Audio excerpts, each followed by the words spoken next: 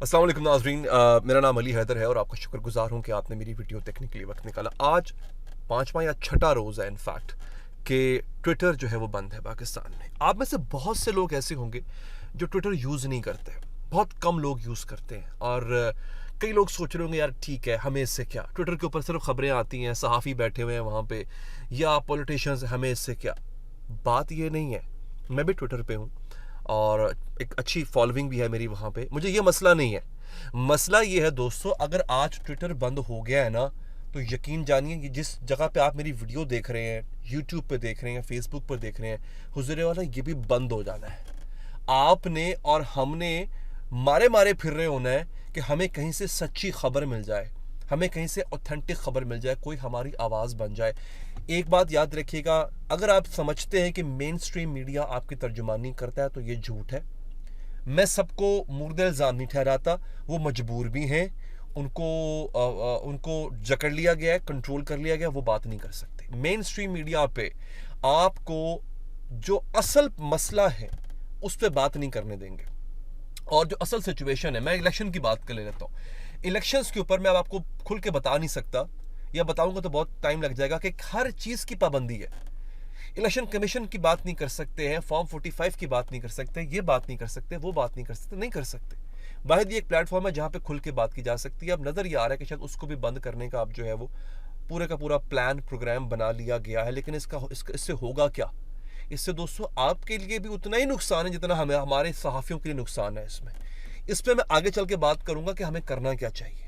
ठीक है, अभी के लिए खबर मैं आपको दे दूं दोस्तों, एक तो इलॉन मस्क जो ट्विटर का मालिक है या एक्स का मालिक है, उसने भी खबरदार कर दिया है कि भाईजान ये क्या कर रहे हो तुम लोग, ये बार बार जो तुम लोग बंद कर रहे हो, मैं निकल जाऊंगा यहाँ से, मैं ट्विटर पाकिस्तान के लिए वैसे ही बंद कर दूंगा। और एक और बात बता दूं आपको दोस्तों, इस वक्त दुनिया भर में लोग इन प्लेटफॉर्म से डॉलर कमा रहे हैं। आपको पता है पाकिस्तान के अंदर सिर्फ यूट्यूब पे वीडियो लगाने के पैसे मिलते हैं। यूट्यूब मोनेटाइजेशन है पाकिस्तान में, ना फेसबुक मोनेटाइज्ड है पाकिस्तान में, ना इंस्टाग्राम मोनेटाइज्ड है, ना ट्विटर मोनेटाइज्ड है। इन तमाम जगहों पे अगर आप हैं, हमारे यहाँ तो वेले लोगों का काम होता है ना, ये कहा जाता है कि वेले लोगों का काम है। दुनिया भर में, इवन इंडिया में, इन तमाम जगहों पे अगर आप वीडियो डालते हैं, कोई चीज़ लिखते हैं, कोई बात करते हैं, कुछ भी एक्टिविटी करते हैं, उसके आपको पैसे मिलते हैं। पाकिस्तान के लिए इन प्लेटफॉर्म्स ने यह पाबंदी लगाई हुई है कि इनको पैसे नहीं देने। उसकी वजह क्या है? आए दिन तो बंद कर देते हैं। आपको पता है टिकटॉक भी वीडियो लगाने के पैसे देता है बाहर वाले ममालिक में, यहां नहीं देता। क्यों? उनको पता है ये मुल्क, ये आईटी फ्रेंडली मुल्क नहीं है, ये साइबर फ्रेंडली मुल्क नहीं है। इंडिया की जो सिर्फ आईटी एक्सपोर्ट्स है ना, वो 153 अरब डॉलर्स की हैं। हमारे टोटल खजाने में 8 अरब डॉलर पड़ा हुआ है, जिसमें से 3 अरब डॉलर सऊदी अरब ने सिर्फ रखवाया हुआ है। सऊदी अरब ने, उसने कहा सिर्फ रखा मतलब पड़ा रहेगा, यूज नहीं करना। ये हालत है हमारी। क्यों फेसबुक यहाँ नहीं आता? क्यों टिकटॉक के दफ्तर यहाँ नहीं खुलते? दुबई में, इंडिया में क्यों यहाँ पे यूट्यूब का दफ्तर यहाँ क्यों नहीं खुलता? उन्हें पता है ये पागल है, ये कल को उठा के बैन कर देंगे, बंद कर देंगे सारा कुछ। हम क्यों इन्वेस्टमेंट करें यहाँ पे? दोस्तों इसके खिलाफ आवाज उठाएं, इस पर मैं इंशाल्लाह तफसीली बात करूंगा। और दूसरी इंपॉर्टेंट चीज क्या है नाजरीन, वो मैं आपको इसके बारे में भी बता देता हूँ कि ये जो एक सर्वे रिपोर्ट है, अब ये सर्वे रिपोर्ट जो है ये किसी छोटे मोटे इदारे ने ये नहीं की है, गैलप का सर्वे है ये। और गैलप का सर्वे आपको पता है एक बड़ा सर्वे माना जाता है। इस रिपोर्ट के मुताबिक 44% पाकिस्तानी अपनी माली हालत से परेशान हैं और वो मुल्क छोड़ के जाना चाहते हैं। 44% का मतलब पता है आपको? 10 करोड़ पाकिस्तानी चाहता है कि मुल्क छोड़ के चला जाए। 10 करोड़ पाकिस्तानी, और इनमें से जो एक बड़ी तादाद है, 80 या 90% वो यूथ की है। नौजवान को ही तो अपना मुस्तकबिल बनाना है ना, बाकी जो उम्र गुजार चुके वो गुजार चुके। नौजवान तबका परेशान है। यहाँ पे गैलप कहता है कि सर्वे में 44% पाकिस्तानियों ने कहा है कि वो अपनी माली हालत से परेशान है। 10 साल पहले के मुकाबले में वो माली तौर पर मजीद कमज़ोर हो चुके हैं, उसमें कोई शक नहीं है। 10 साल पहले आप देख लीजिए कि उसमें 10 साल से लेकर अब तक आपकी कमाई में कितना इजाफा हुआ और महंगाई में कितना इजाफा हुआ। 35% पाकिस्तानियों की राय इसके बरक्स है। उनका कहना था कि वो माली तौर पर ज़्यादा मजबूत और खुशहाल हुए हैं। सर्वे में 16% ने 10 साल पहले के मुकाबले में कोई फ़र्क ना आने का बताया और राय दी कि जैसी माली हालत पहले थी अब भी वैसी ही है। अब जो एक बड़ा चंक है वो उन पाकिस्तानियों का जो समझते हैं कि हमारी बस हो गई यार, इनफ, वी आर डन, अब हमसे नहीं हो पाएगा यार, वी आर टोटली कंज्यूम्ड। दोस्तों इस सूरत हाल में मैं आपको दोबारा कह रहा हूं, हर वो मौका जिससे पाकिस्तानी पैसे कमा सकता था इन्होंने नहीं होने दिया।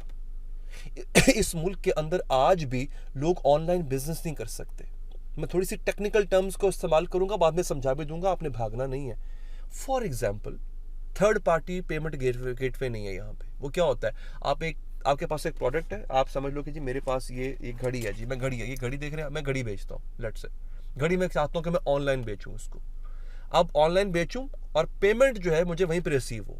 आप मेरी वेबसाइट पर जाएँ, आप वहाँ पर पेमेंट करें और वो घड़ी आपके घर पहुँच जाए। अब ये बड़ा आसान तरीका है, ठीक है जी। या मैं आपको सर्विसेज दे रहा हूँ किसी भी किस्म की ऑनलाइन, ये आसान तरीका है, लेकिन ऐसा हो नहीं सकता।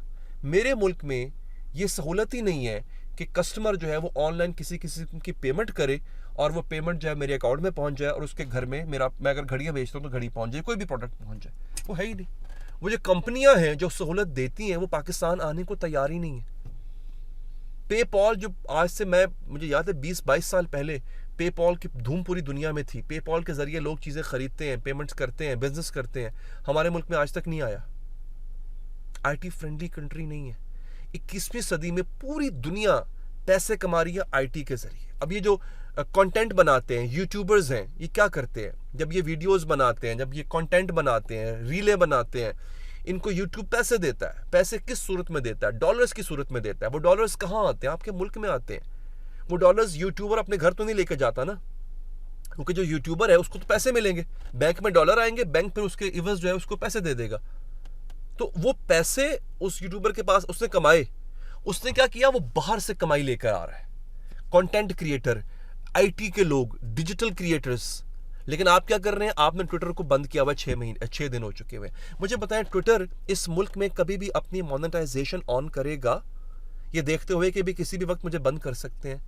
मोनेटाइजेशन ऑन करने का मतलब क्या है? ट्विटर जो है वो एडवर्टाइजर्स जो हैं उनसे पैसे लेगा और आपकी पोस्ट के नीचे उनका एड चलाएगा। ऐसे ही है। अब मुझे बताइए कि जब वो पैसे ले लेगा एडवर्टाइजर से और आगे से ट्विटर बंद हो जाएगा 6 दिनों के लिए, तो वो पैसे वापस नहीं करने पड़ेंगे ट्विटर को, उस एडवर्टाइजर को नुकसान नहीं होगा उसको, वो पैसे क्यों पकड़े?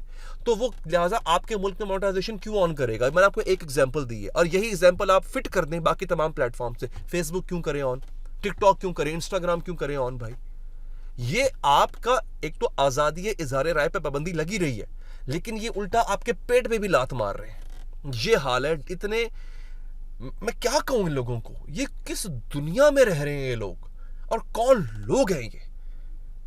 सर किसी दीवार में मारने को दिल करता है ये सोच के। अपना ख्याल रखिए। अल्लाह ने के बाद।